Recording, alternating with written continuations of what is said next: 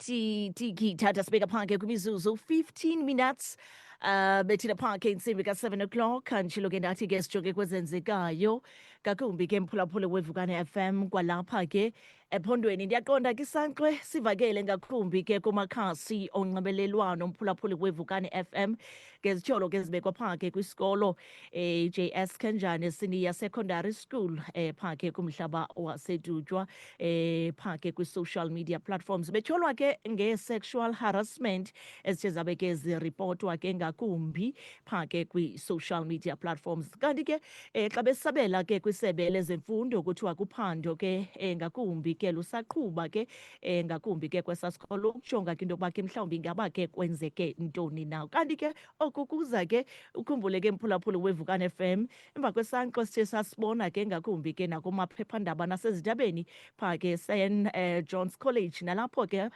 otishala ababalelwa kwinani elingu-7 abathe babe ke batyholwa ke nge-sexual abuse of abafundi de babe ke abafundi abo ke bayakhulelwa. Abantu abaninzi ke bayaphuma ke kumakhasi onxibelelwano jikelele ephondweni ngakumbi ababefunda ke kwezi zikolo nezinye nje izikolo bebalisa imeko ekukuyo. Namhlanje sise Amathole region sincokola ke naye ke unobhala phaa ke kwi-ANC Youth League mphulaphula weVukane FM yena ke uKada Zuko Lugalo sijonga ke kwimatsha abanayo namhlanje xa bezawumatsha besiya ke kwisikolo iJS Skanjane besithi ke ngakumbi ke nabo abavumelani ngakumbi ke kwizityholo ngakumbi ezibekwa ke ngakumbi utishala kwesa sikolo eziquka ke umcimbi we-GBV kwakunye ke ne-child abuse. Kate nobhala tata masikubulise enkqubeni sikunike elithuba uzibulisele komphulaphula weVukane FM ngale mini namhlanje. Mandizibulisele kuwe msasazi ngale ntsasa ndizibulisele kunye nakubaphulaphuli ngokubanzi. Nkosi kakhulu tata, sibulele ngexesha uthe wabe ke usipha lona ngosuku lwanamhlanje. Sinibamba ngexesha elibhizi kakhulu nalapho ke nilungiselela imarch nizawuthi ke niye kwisikolo iJS. Kodwa ke sijonge ke thina abantu abakude ababukele kude sizibukele ezi zinto sikwi-social media siziva ke sikwi-social media. Nina abantu abakufutshane nale meko ungakusinikeze nje ngakumbi ke umfanekiso ngqondweni ngenikuvileyo nokwenzeka kwesasikolo? Msasazi kuba kunamhlanje sithathe isigqibo sokuba masimathele kwisikolo saseJS Kanjane siphume siye nakwi-sub-district yakuMbhashe eseAyidutywa ngokufuna ijustice for abantwana abathi baxhatshazwe ngokwesondo ziitishala ezinexanduva lokubafundisa.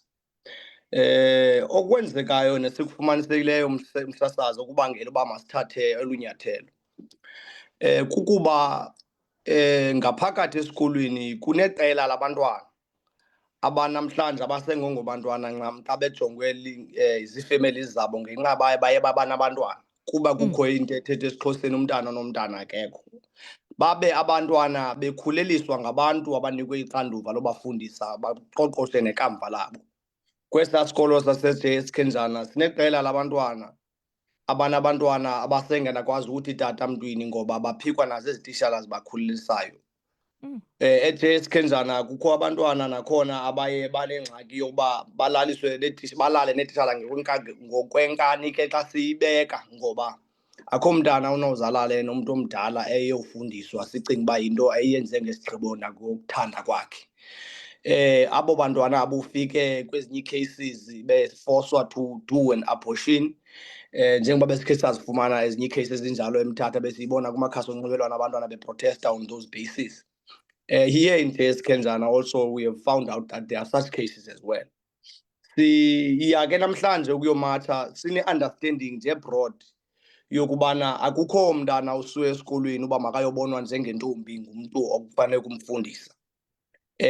Futhi simatha sisithi we want justice for all those who have been victims of such acts by teachers on the basis that there would be no 15-year-old who sleep with an old person or who is even at the age of having sex at this stage, meaning that that is a statutory rape.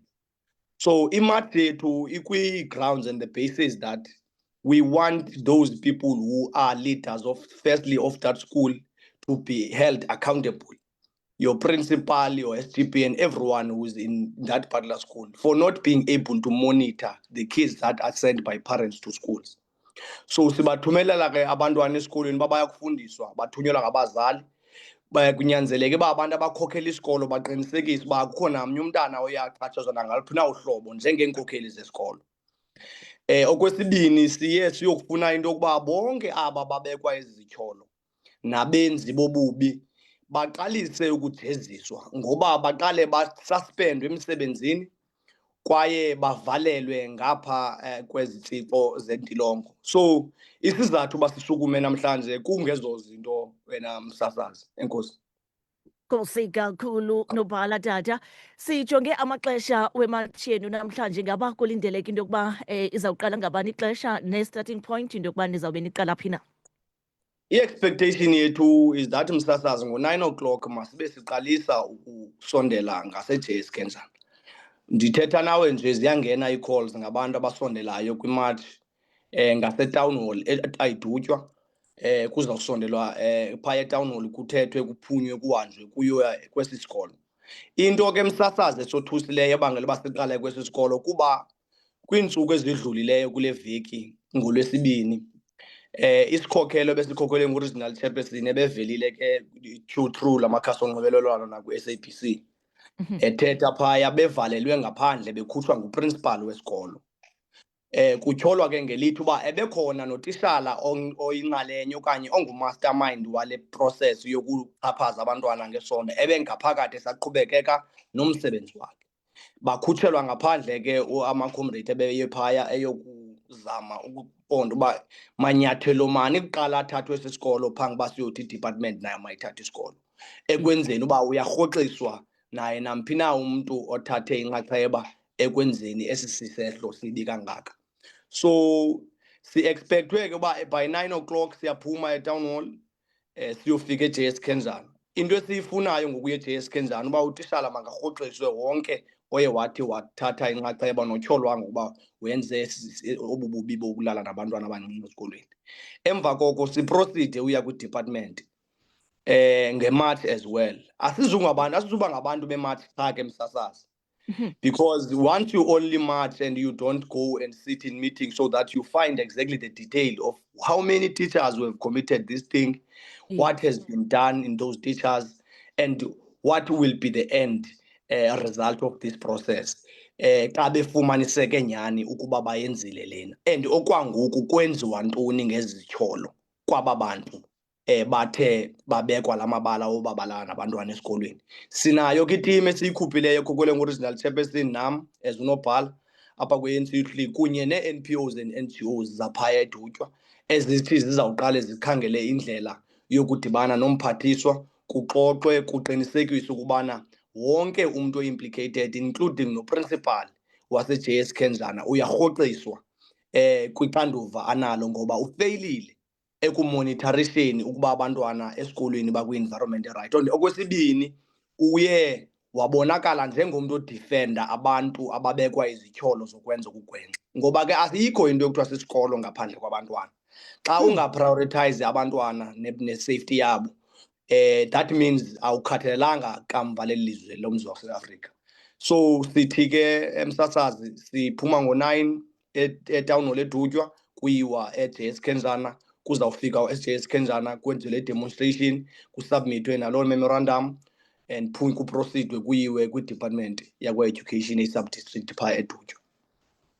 Ngokokuva ke Nobhala ngakumbi ke kumakhasi onxibelelwano abantu ke ababefunda ke kwesi sikolo nakwiminyaka engaphambili, le meko ayiqali ukwenzeka, iminyaka isenzeka kwaye xa bechaza imeko bathi ke babeyiripota in fact kwaye ke nabahloli even kwisebe lezemfundo babeyazi le meko kodwa kungekho manyathelo enziwayo. Niyashukuma ke namhlanje ukuba ezi demands nizifunayo azifezeki, ingaba kulindeleke ntoni na?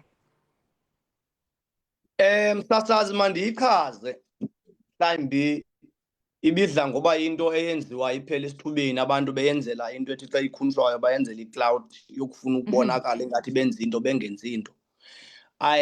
They are dealing with a new generation which is fearless because it has already been compromised. Now, awukwazi ukuthi kule meko sikuyo apha eSouth Africa, scarce of gender-based violence and femicide, uphinde utolerate izinto ezifana ne-sexual abuse and statutory rape. It means that wena msasazi sizawube si-ignorant uba sayiyeka only on the march. Yiyo le nto sifuna ukuqinisekisa msasazi ukuba sidibana namagosa karhulumente including the MEC of Education ibe in his table that we want an implementation plan as to how do you deal with these people. Asifuni ke ucaciselwa abantu singekaboni ngaphandle, sifuna uqale sibabone ngaphandle. Kuyawunyanzeleka kume yonke into msasazi, kumiswe kuquka naba bazama ukuprotecta isehlo esibi ngolhlobo xa kucabakho manyathelo athathwayo. We are going to take it to the streets if ever justice is failing these particular children who are victims of the teachers. So we are willing to go extra mile. Uba siyayibona ba i-boardroom discussions azisebenzi, we will have to close the streets and make sure that we revolt against the system that is suppressing abantwana bakuthi abathunyelwe ezikolweni. So ndizama ukuthi msasazi i-generation lena noko esibindi eyinto engayinqatyelwanga siso, si-willing to stop everything for justice to be served for abantwana basezikolweni, including having to mobilize all people of the society to revolt and close every operation so that the justice is served for these young people.